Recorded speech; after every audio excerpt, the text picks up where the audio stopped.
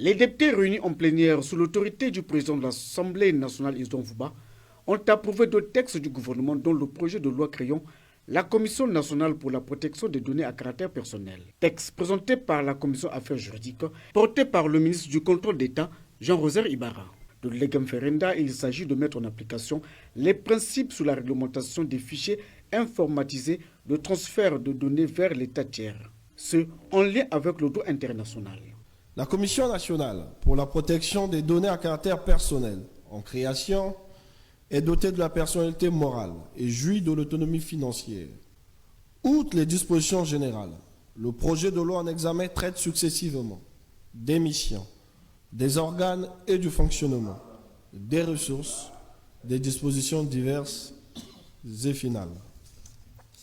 Cette commission a aussi présenté la moisson de ses travaux sur le projet de loi instituant la profession d'huissier de justice au Congo.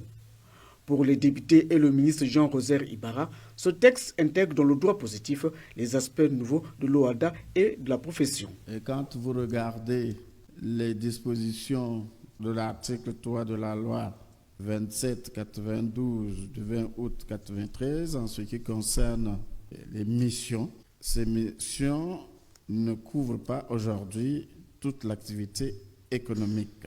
Le texte en examen introduit des innovations suivantes. La possibilité d'exercer la profession d'huissier de justice en groupement ou sous forme de salariat. L'institution de la déchéance pour les huissiers de justice nommés qui n'ont pas prêté serment dans un délai d'1 an. La définition des modalités de stage.